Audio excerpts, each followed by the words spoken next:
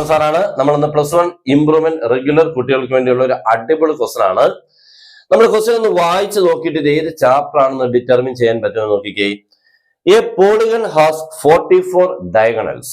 How many sides it have?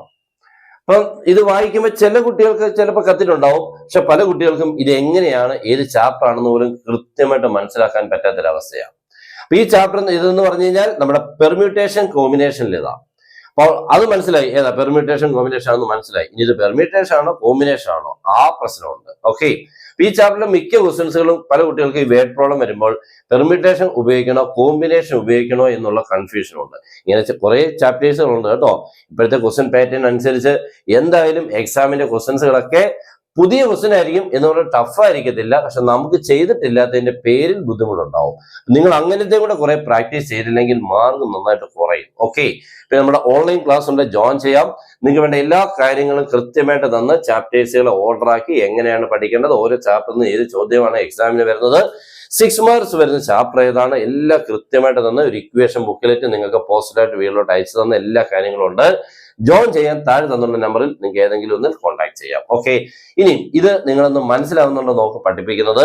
ഇങ്ങനെ മനസ്സിലാവുന്നുണ്ടെങ്കിൽ ഉറപ്പായിട്ട് നിങ്ങൾക്ക് എല്ലാ ക്വസ്റ്റ്യൻസുകളും നന്നായിട്ട് മനസ്സിലാവും.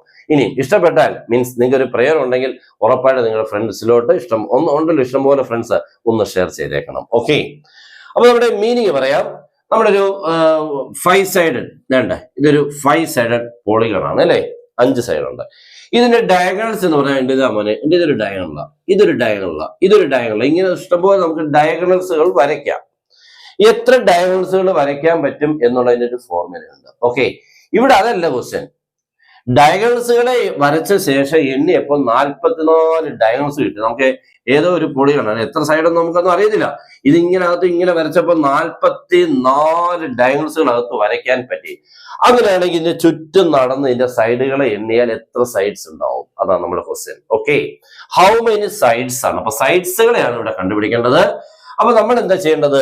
ഈ ഡയഗണൽസുകളെ കണ്ടുപിടിക്കാനുള്ള ഫോർമുല ഓർത്തിരിക്കണം. എല്ലാവരും ശ്രദ്ധിച്ചോ, ഇതാണ് നമ്പർ ഓഫ് ഡയഗണൽസിന്റെ ഫോർമുല, NC2 - N. ഓക്കെ, അപ്പൊ number of diagonals of a polygon NC2 - N അത് ഇവിടെ തന്നിട്ടുണ്ട്. എത്ര മോനെ? 44. അപ്പൊ NC2 - N ഈസ് ഈക്വൽ എത്ര മോനെ? 44.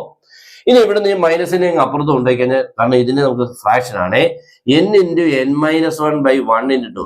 ഇങ്ങനെയാണ് ഇതിനെ എഴുതേണ്ടതെന്ന് പോലും ഒത്തിരി പേർക്ക് അറിയില്ല. ഇതിനെ ചിലപ്പോൾ ഫാക്ടോറിയൽ നൊട്ടേഷൻ ഒക്കെ വെച്ച് ചെയ്യും.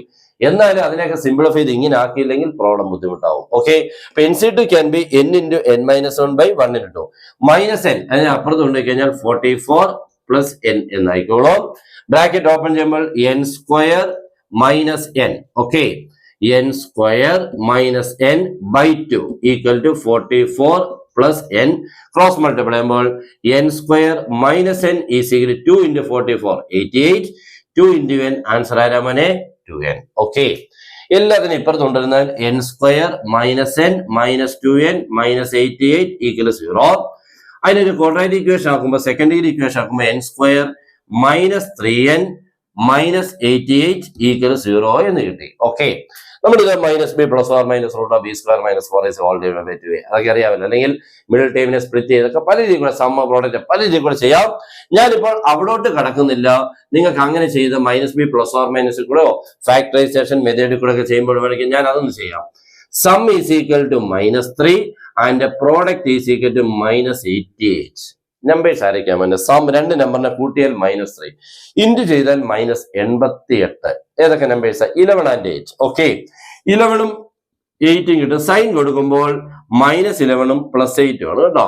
ശരിയല്ലേ? -11ഉം +8 ആഡ് ചെയ്താൽ -3. -11 × 8 -88 കറക്റ്റ് ആണ്.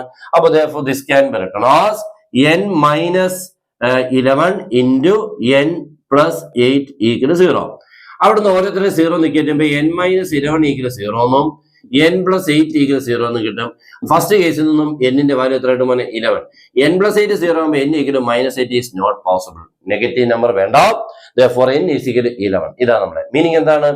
ഇതിന്റെ സൈഡ്സുകൾ എണ്ണി നോക്കിയാൽ 11 സൈഡ്സ് എന്ന് പറഞ്ഞാൽ 11 സൈഡ്സ് ഉള്ള ഒരു പോളിഗണിന്റെ ഡയഗണൽസുകളുടെ എണ്ണം 44 ആയിരിക്കും. ഓക്കെ, ഇതാണ് അതിന്റെ അർത്ഥം. മീനിങ് ഒക്കെ മനസ്സിലായല്ലോ. ഇങ്ങനെ വേണം നിങ്ങൾ പഠിച്ചു പോകാൻ. അപ്പോൾ ഇതൊന്ന് പ്രയോജനപ്പെടുന്നതാണെങ്കിൽ ഉറപ്പായിട്ട് നിങ്ങളുടെ ഫ്രണ്ട്സിനോടൊന്ന് ഷെയർ ചെയ്യാം. ഇതേപോലെ ക്ലാസ്സുകളെല്ലാം ഇനി ഇങ്ങനെ വന്നുകൊണ്ടേയിരിക്കും. നമ്മുടെ ചാനൽ എല്ലാവരും ഫോളോ ചെയ്തേക്കണം. Okay, good bye.